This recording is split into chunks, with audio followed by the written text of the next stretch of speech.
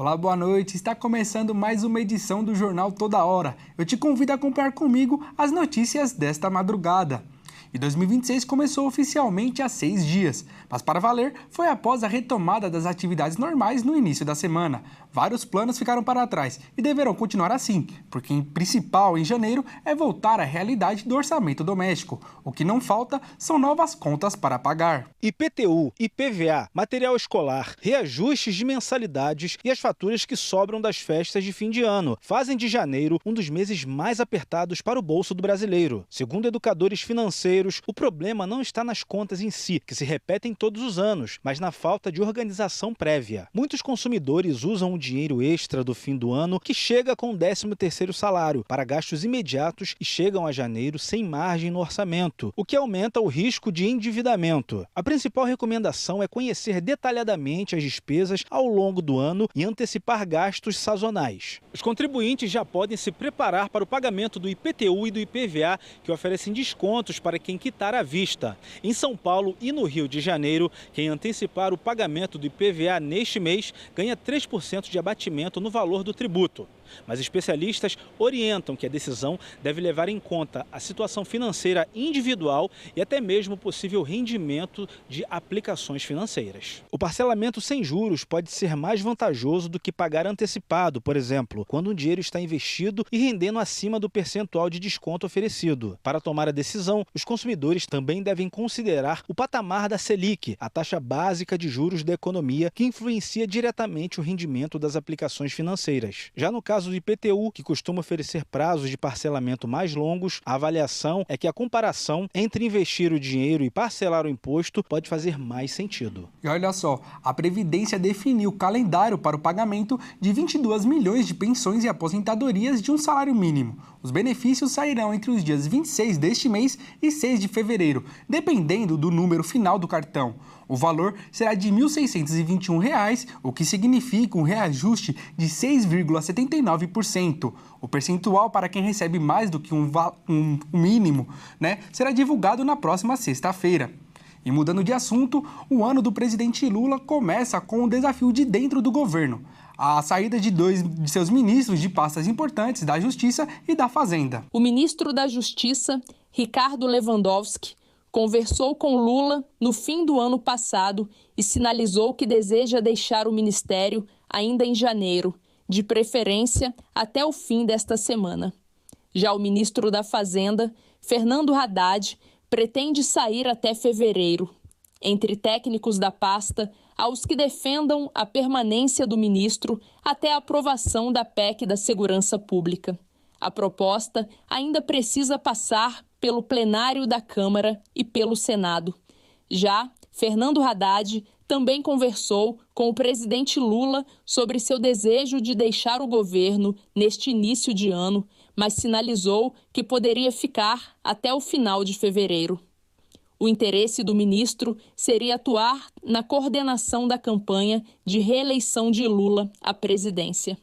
Os planos do PT e de Lula para ele eram outros: uma candidatura ao governo de São Paulo ou ao Senado.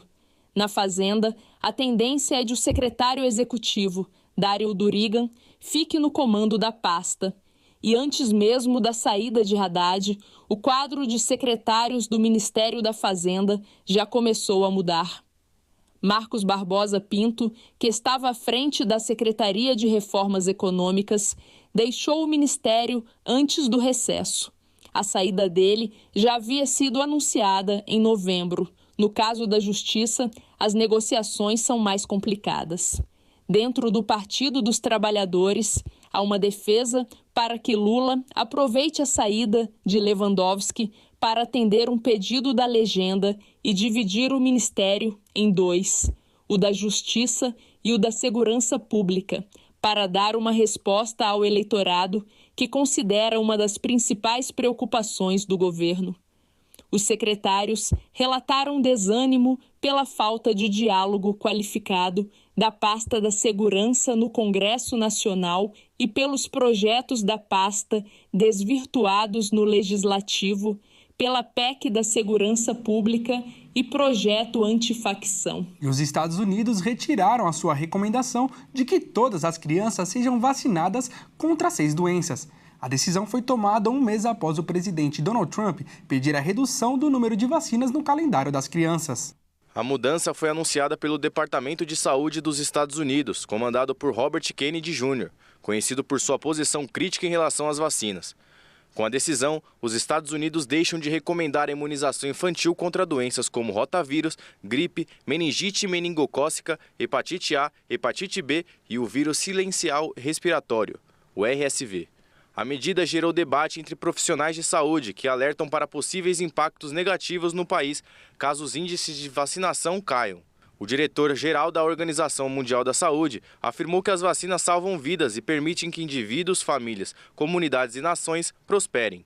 A declaração foi feita durante a divulgação de dados que apontam o avanço contínuo dos países na proteção de crianças, mesmo diante de desafios crescentes.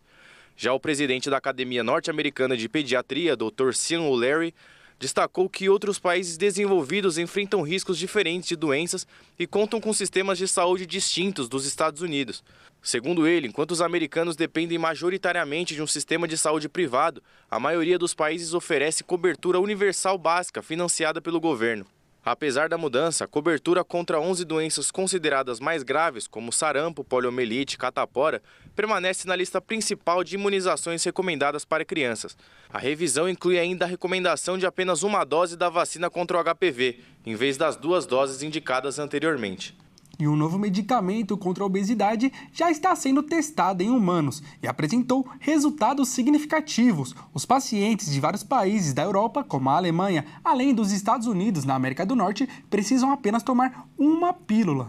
Pesquisadores anunciaram o desenvolvimento de uma nova pílula capaz de estimular a queima de gordura mesmo em períodos de repouso, sem comprometer a massa muscular. Os resultados observados em testes com animais e em um estudo inicial com voluntários indicam um possível avanço no tratamento da obesidade e no diabetes tipo 2, ao aumentar o gasto energético e favorecer o controle da glicose no organismo. O estudo foi divulgado na revista científica Cell e descreve uma nova classe de medicamentos criada para atuar de maneira mais precisa no metabolismo muscular. Diferentemente de abordagens tradicionais, o composto foi projetado para agir de forma seletiva, reduzindo o risco de efeitos colaterais que costumam limitar o uso prolongado desse tipo de terapia. Segundo os cientistas, a substância não ativa de forma ampla o sistema adrenérgico, responsável pelas respostas do corpo ao estresse. Em vez disso, o medicamento aciona apenas uma via específica de sinalização celular relacionada ao uso de energia, o que permite aumentar a captação de glicose pelos músculos independentemente da insulina